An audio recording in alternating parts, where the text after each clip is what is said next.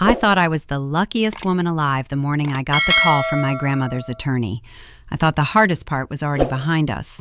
The funeral, the grief, the long, quiet weeks of learning how to exist in a world without her.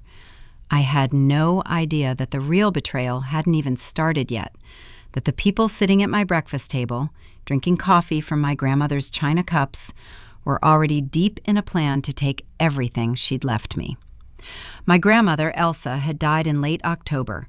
She was 81 years old, and she had lived the kind of life that leaves a permanent impression on the people lucky enough to orbit it. Sharp-minded, funny in a dry, unexpected way, and ferociously independent until the very end. She had outlived 2 husbands, one of her own children, and what she called every bad idea I ever had, which she listed with tremendous satisfaction whenever anyone asked. She had built a small but solid estate over decades of careful saving, modest living, and one well-timed investment in a piece of land outside the city that had tripled in value before she sold it in her 70s. She left behind a house, a brokerage account, some jewelry, and a bank account that, combined, amounted to just over $280,000. And she had left all of it to me. Not to her surviving son, my Uncle Gerald, who she hadn't spoken to in 11 years after a falling out over money that she never fully explained to me, only saying once, with a look that closed the subject entirely, Gerald made his choice. Not to any charity, not split among distant relatives, to me, her granddaughter Mary, 34 years old, living in the yellow house on Crescent Drive that I shared with my husband Daniel and his mother Patrice, who had moved in temporarily 14 months ago after her apartment lease ended and had shown absolutely no signs of leaving. I should have known, looking back, that the moment Patrice learned about the inheritance, something shifted. I should have paid more attention to the way her eyes changed, just slightly, just at the corners, when I told Daniel about the attorney's call. We were sitting at the kitchen table, the 3 of us, because Patrice was always at the kitchen table now, always present at the precise moment when Daniel and I needed privacy. I remember how the morning light was coming through the window above the sink, pale and golden, the kind of light that makes everything look softer than it is. I remember the smell of the coffee, the slight bitterness of it, the warmth of the mug between my palms. I remember feeling, for one brief and perfect moment, like the grief was finally beginning to lift, like Grandma Elsa's gift was a kind of message, a hand reaching forward from wherever she'd gone to say, "Here, take this. I trust you with it." 280,000, Daniel said slowly, and the way he said it, quietly, with a pause before and after, made me look at him. He was staring at the table, not at me, at the table. "That's wonderful, sweetheart," Patrice said, and she reached across and patted my hand, and her palm was very dry and very cool. "She must have loved you so much." I told myself later that the flatness in her voice was just surprise, that the way she and Daniel exchanged a glance, quick, nearly invisible, the kind of glance that passes between 2 people who have already been talking about something, was just a normal moment between a mother and her son. I told myself I was reading into things because I was still raw with grief, still carrying Grandma Elsa around inside my chest like something breakable. I was very good at telling myself things back then. The weeks after the attorney's call were full of paperwork, decisions, and a kind of low-grade exhaustion that grief plus logistics produces in a way nothing else quite does. I met with the attorney twice. I started the process of transferring the brokerage account into my name. I arranged for Grandma Elsa's house, a small rancher on the east side of town that smelled permanently of lavender and old books, to be assessed before I decided what to do with it.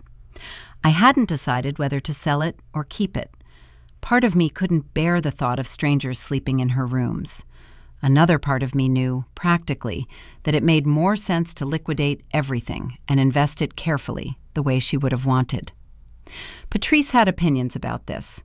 She began to share them gradually, tentatively at first, the way you test the temperature of water before stepping in.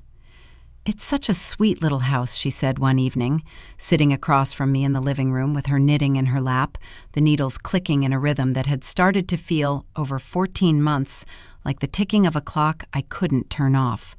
"Such a shame to sell it to strangers. Maybe you could rent it out, though managing a rental is such a headache." A pause, needles clicking. "Or maybe family could use it." I looked up from my book. "Family?" I said. "Well," she said, and the needles kept clicking, and her eyes stayed on them. "You never know. Things change. People need places to land." I didn't respond, and she didn't push. But I noticed. I filed it away in the drawer inside my mind, where I put the things I wasn't ready to look at yet. Daniel was distracted in those weeks, working late, or at least saying he was working late. He came home tired in a way that seemed heavier than usual, a tiredness that sat around his eyes and in the set of his shoulders. And when I asked him about it, he said, "Just a rough stretch at the office, nothing serious," and kissed my temple and went to shower, and I heard him on the phone in the bathroom, the water running, his voice a low and urgent murmur I couldn't quite make out through the door. I stood in the hallway for a moment, hand raised to knock, and then I lowered it and went back to the kitchen and poured myself a glass of water and stood at the window looking out at the backyard, at the maple tree that had gone bare and skeletal with autumn. And I told myself again, I'm reading into things. He's tired. People get tired. The first concrete warning sign came in early December, about 5 weeks after the attorney's call. I had come home from work earlier than expected. My afternoon meeting had been canceled, and I had a headache that was building behind my left eye with a quiet, relentless pressure. I let myself in through the side door, the one that opens directly into the kitchen, and I heard them. Patrice and Daniel. In the dining room, which was separated from the kitchen by a half wall and an open doorway, close enough that their voices were perfectly clear. "She hasn't decided yet," Daniel was saying. "She's still thinking about what to do with the house." "You need to move faster," Patrice said. Her voice was different than it ever was when I was in the room. No warmth, no soft maternal edges. Crisp, precise. Once she decides to sell it outright and put the money somewhere you can't touch, it's over. "I know, Mom." "Does she have an account you're not on?" A silence. I stood very still in the kitchen, my coat still buttoned, my bag over my shoulder, my headache expanding suddenly into something vast and blinding. "She has her own investment account," Daniel said, "from before we got married. I've never been on it." "And the inheritance is going there?" "That's what she's planning." Another silence. Then Patrice said, in a tone so calm and businesslike that it nauseated me, "We need to change that before it happens."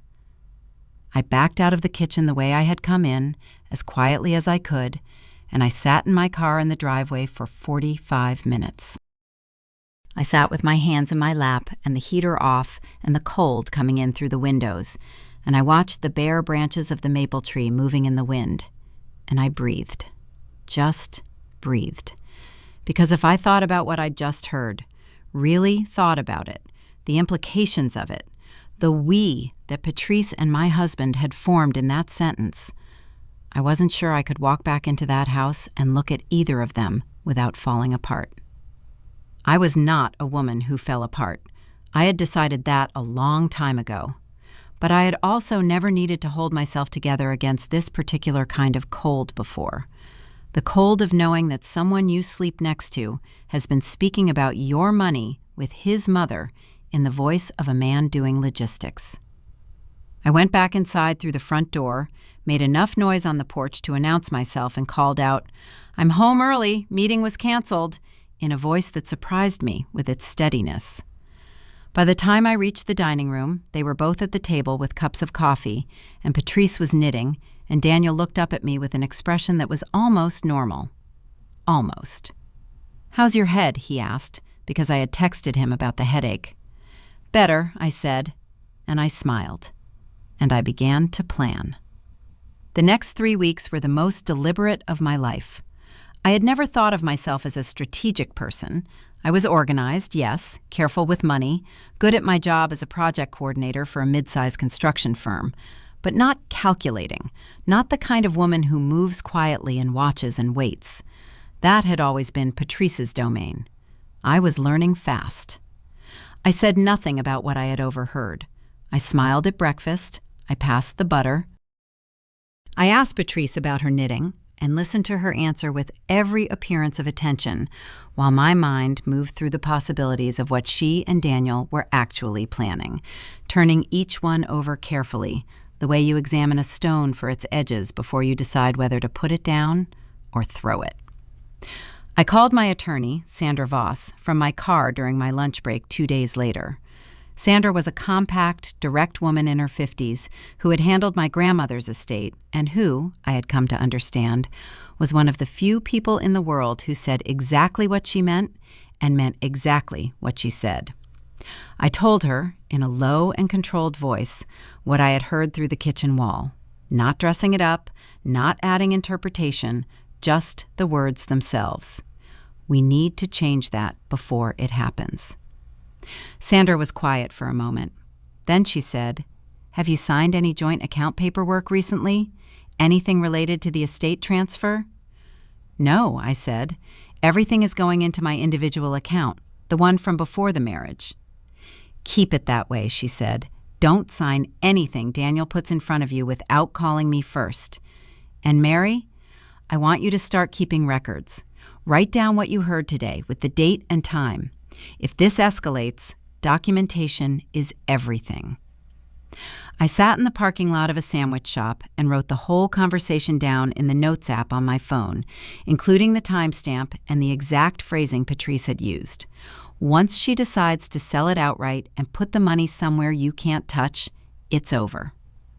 I read it back twice. My hands were steady.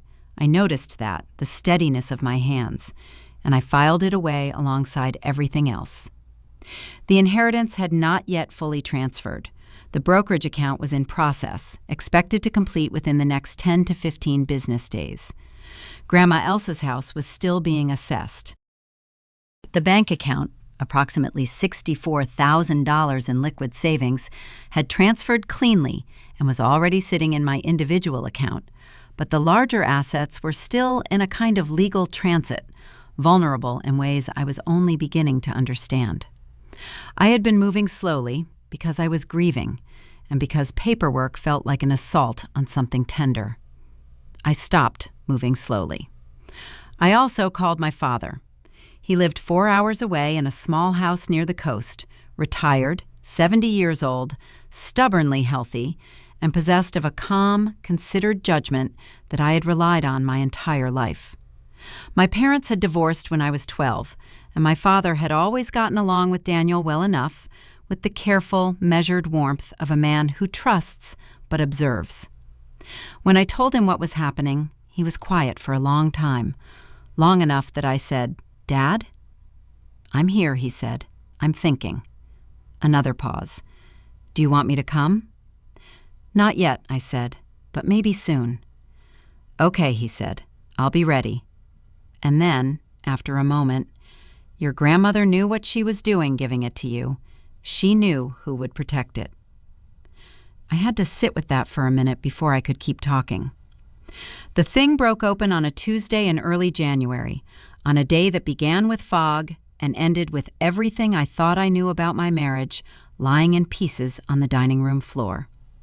I had come home at my normal time, a little past 6, and I could hear voices before I even got the key in the lock. Patrice's voice, and another one, a man's voice I didn't immediately recognize. I pushed the door open and stepped into the front hallway, and there, at the dining room table, sat Patrice, Daniel, and a man I had never seen before in my house. Heavy-set, mid-50s, with a briefcase open on the table and a stack of papers in front of him. They all turned to look at me. "Mary," Daniel said, and the guilt on his face was so immediate and so complete that it hit me like a physical thing, a wall of heat. "We were going to call you. We wanted to surprise you, Patrice said smoothly, already pivoting, already deploying the warm, reasonable voice she kept for public consumption. This is Martin Kellner. He's a financial advisor. We asked him over to talk about some options for the inheritance, ways to structure it so it works for the whole family. I stood in the doorway with my coat still on and my keys in my hand, and I looked at the stack of papers on the table. I looked at the briefcase. I looked at my husband, who was looking at the table. I looked at Patrice, who was looking at me, with a smile that was perfectly calibrated, warm enough to seem reasonable, steady enough to seem confident, and not quite reaching her eyes. The whole family, I repeated. We're all affected by these decisions, Patrice said. It only makes sense to look at this together, as a unit. Martin Kellner gave me a professional smile and slid one of the papers slightly toward the empty chair at the end of the table, the chair that was obviously meant for me. Mrs. Mary, I've been brought in to look at some options for maximizing the estate value through joint management structures. It's really quite straightforward. Whose idea was this? I said. I had not moved from the doorway. I had not taken off my coat. I kept my voice completely even, which took a concentrated internal effort that I could feel in my jaw and in the muscles of my shoulders. Daniel, was this your idea? Daniel opened his mouth. He closed it. He looked at his mother. That single look, that 4-second, helpless, reflexive look toward his mother, told me more than anything that had been said in that room. It was the look of a man who had made his choice so long ago, he didn't even know he was making it anymore. We discussed it together, Patrice said, answering for him with the ease of long practice. As a family. I'd like to look at these papers, I said. Martin Kellner seemed relieved. He spread them out a little. I walked to the table, and I stood, still coated, still holding my keys, and I read. It took me 4 minutes. My eyes moved down the pages with a kind of awful clarity, the words assembling themselves into a picture that was both worse and more specific than what I had feared. It was a joint trust structure, drafted to include Daniel as co-trustee with full co-management authority, which meant, in practical terms, that no major decision about the inherited assets could be made without his agreement, and that in certain defined circumstances, the assets could be liquidated by either trustee. There was a clause about family residential property that appeared to apply directly to my grandmother's house, and there was a signature line at the bottom with my name already typed beneath it. My name, already typed. When was this drafted? I said. Just recently, Martin Kellner said. It's preliminary, of course, subject to... When? I said again, looking at him directly, and something in my face made him stop performing. About 3 weeks ago, he said. 3 weeks ago, before they had said a single word to me, before this evening, which had been staged as a surprise, as a present, as something done for my benefit. 3 weeks ago, while I had been going to work and coming home and passing the butter at breakfast, they had been sitting with a financial advisor, drafting documents with my name on them. I put the papers back down on the table. I straightened the edges carefully, with the slightly obsessive neatness of someone who needs to do something with their hands. I picked up my keys. And then I looked at Daniel, not at Patrice, not at Martin Kellner, but at my husband, who was the only person in this room whose betrayal had the power to break me. And I said, very quietly, "You had my name put on a document before you spoke to me." He looked up from the table. For a moment he looked very young and very tired and almost like himself. "Mary, did you think I wouldn't read it?" I said. "Did you think I'd just sign it? I thought—" He stopped. He rubbed the back of his neck. "I thought once you saw the benefits—" "Get out of my house," I said to Martin Kellner. Not unkindly, simply factually. He began gathering his papers with the quick, practiced movements of a man who has found himself at the wrong dinner table before. "Mary," Patrice's voice shifted, the warmth dropping out of it, the real tone underneath surfacing for the first time, flat and direct as a blade. "This is not a personal attack. This is responsible financial planning. You're a young woman with no investment experience managing a significant sum of money, and a joint structure protects everyone." "Including you?" I said. Her jaw tightened. "We're family." "Stop saying that," I said. There was a silence in the room that had a texture to it, thick, held, like the moment before weather breaks. Martin Kellner snapped his briefcase shut. Nobody looked at him. He said a quiet goodbye that nobody acknowledged and let himself out. And then it was just the three of us, and the stack of papers still on the table, and the fog pressing against the windows. I had been waiting for 3 weeks for this moment, and now that it was here, I found that the anger I had expected, the hot, flooding rage that I had been careful to keep stored and sealed, had transformed into something else entirely, something colder and more useful. I felt clear. I felt the particular unnerving clarity of a woman who has been lied to, patiently, and has been patient right back, and who has run out of patience at exactly the right moment. "I spoke to Sandra Voss today," I said. It was not entirely true. I had spoken to Sandra 3 weeks ago. But I had also texted her an hour before coming home, telling her that something was happening tonight. The implication landed exactly as I intended. I watched Daniel's face change. I watched Patrice's expression go very still.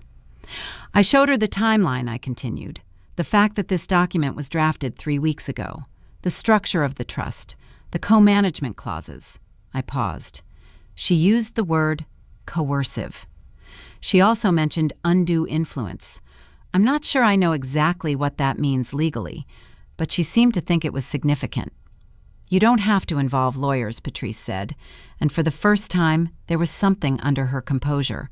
Not quite fear, but its cousin. Caution. Recalculation. "This is a family matter." "You involved a financial advisor without telling me," I said. "I involved my attorney. It seems proportionate." "Mary." Daniel's voice was low, careful, the voice of a man trying to diffuse something he helped build. Can we talk about this? Just us, not—" "I am talking," I said. "I'm talking about the fact that you sat in this house for 3 weeks with this document and said nothing. I'm talking about the conversation you had with your mother in this dining room." And here I watched Daniel go white, actually white, the blood leaving his face in a visible wave. "About what happens once I put the money somewhere you can't touch. I'm talking about the fact that your first response to my grandmother's death was to figure out how to access her savings." The silence that followed was the loudest thing I had ever heard. Patrice recovered first, because Patrice always recovered first. "You're being emotional," she said. "This is grief talking. You're not thinking clearly." "I'm thinking more clearly than I ever have," I said. "And I think you should go to bed, Patrice. I need to talk to my husband." She looked at Daniel. He didn't look back at her. That cost him something. I could see it cost him. But he did it, and I stored that away too. She left. Her footsteps went down the hallway to the guest room, and the door closed, and it was just Daniel and me in the dining room, with the cold fog at the windows and the papers still lying on the table between us. What he told me in the next 40 minutes was worse than what I had already known. It came out in pieces, not because he was lying, but because shame produces a particular kind of fractured honesty, information arriving in chunks, each one requiring a fresh effort to surface. The trust document had been Patrice's idea, but he had agreed to it within the first week after my grandmother's death. He had been the one to recommend Martin Kellner, who was an old acquaintance of Patrice's from her previous marriage. He had known about the meeting tonight and had not warned me because, and this was the part that sat in my chest like something swallowed wrong, because he had thought I would say no if I knew in advance, and he had hoped that seeing the documents in person, with the advisor present, would make it feel more inevitable.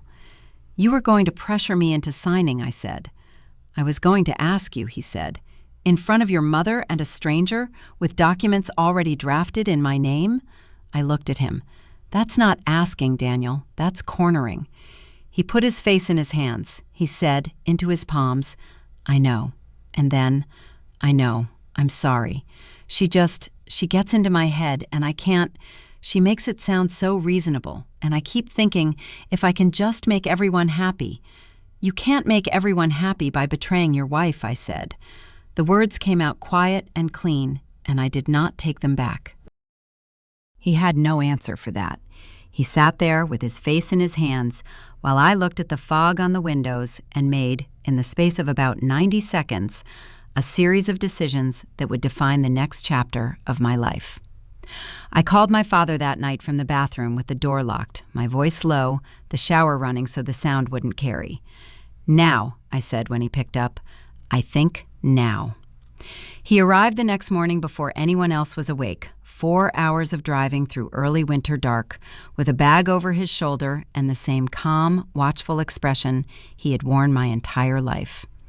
He sat at my kitchen table, the same kitchen table where so much had already happened, and drank coffee, and I sat across from him and told him everything, and he listened without interrupting, which was one of the gifts he had always given me and which I had never been more grateful for. Then he said, "What do you need?" "I need you here when I talk to Patrice," I said. "I need a witness." He nodded. "All right." Patrice came out at 8:30 in her robe and stopped dead in the kitchen doorway when she saw my father. The calculation behind her eyes was visible, quick, like the shuffle of a card deck. She had never liked my father. He was, I think, one of the few people she had met who genuinely didn't care whether she liked him. "Jim," she said with a bright, careful smile. "What a surprise." "Patrice," my father said with perfect pleasantness, and did not get up. I told Patrice that morning, clearly and without drama, what was going to happen. The trust document would not be signed. The inheritance would remain in my individual account as my grandmother had intended. Sandra Voss was reviewing the timeline of events related to the drafted document and would be advising me on any further steps. And Patrice would be leaving the house by the end of the month. Patrice went through several modes in rapid succession. The wounded matriarch, after everything I've done for this family. The reasonable negotiator, I think if we all just calm down. The victim, I was only trying to help and now I'm being punished for caring. And finally, when none of these produced any visible effect on either me or my father, a very thin and very cold anger that was probably the truest version of her I had ever seen. "Daniel won't let you do this," she said. "It's my house," I said, "and it's my inheritance. Daniel doesn't have a vote on either of those." She looked at Daniel, who was standing in the kitchen doorway in yesterday's clothes, looking hollowed out and exhausted. For the last time in my presence, she looked to him to be the thing she'd always needed him to be, her proxy, her shield, her instrument. He looked back at her for a long moment, then he looked at me, and he said so quietly I almost missed it, "Mom, it's time to go." The sound Patrice made then was not a word. It was something older and rawer than language, the sound of a plan collapsing, of a structure that had been carefully built over years, simply ceasing to hold. She stood there for another few seconds, and then she turned and walked down the hallway to the guest room, and the door closed, and that was the last time the three of us were ever in the same room. The weeks that followed were not easy. Nothing about this kind of damage is easy, and anyone who tells you that the truth sets you free without also tearing something does not know what kind of truth they mean. Daniel and I went to counseling. We went separately first and then together, and the conversations we had there were some of the hardest and most necessary of my life. I do not know even now what the final shape of our marriage will be. I know that he loved me. I know that love and weakness can coexist in a person, and that coexistence does not make the weakness harmless. I know that I lost something. The particular ease, the baseline safety that I had carried into that marriage and that I will never quite carry again in the same way. The inheritance transferred fully in late January. Sandra Voss determined that the circumstances around the trust document did not rise to the level of a formal legal action, but she drafted a letter to Martin Kellner's firm that produced a swift and thorough response, and the advisor's connection to the situation was severed cleanly. Patrice moved into a rental apartment on the other side of the city. I have not seen her since. I sold my grandmother's house in March, not quickly, carefully, with attention, choosing the family who bought it after meeting them twice and deciding they were the kind of people Grandma Elsa would have approved of. A couple in their 30s with a small daughter who ran her hand along the living room wall and looked up with an expression of pure, uncomplicated delight. I stood on the front step for the last time and felt the grief move through me cleanly, the way grief sometimes does when it has been fully faced, not dissolved, but settled, finding its permanent place. I used part of the money to establish an investment account in a structure Sandra Voss designed, conservative and clearly protected. I used another part to take my father to the coast for a week in April, and we sat on the porch of the rental house and watched the water and talked about my grandmother, about the land she had sold all those years ago, about the careful intelligence that had built an estate out of patience and modest means. My father said on the last night, looking out at the dark water, "She chose right." He didn't need to say who he meant. I sit on my own porch now on early mornings sometimes, before the day begins, with the coffee my grandmother taught me to make, strong, no sugar, in a ceramic mug that she bought at a craft fair 30 years ago and that I kept when I cleared her house. The maple tree in the backyard has come back to life, green and extravagant in the spring light, and the garden is full of things I planted this year, chosen deliberately, flowers that will come back each season without being asked. Some mornings the grief is still there, a particular quiet ache, and I let it be there. Some mornings it's just the coffee and the light and the sound of the birds and the solid, particular sensation of sitting in a house that belongs to me, fully, clearly, without question.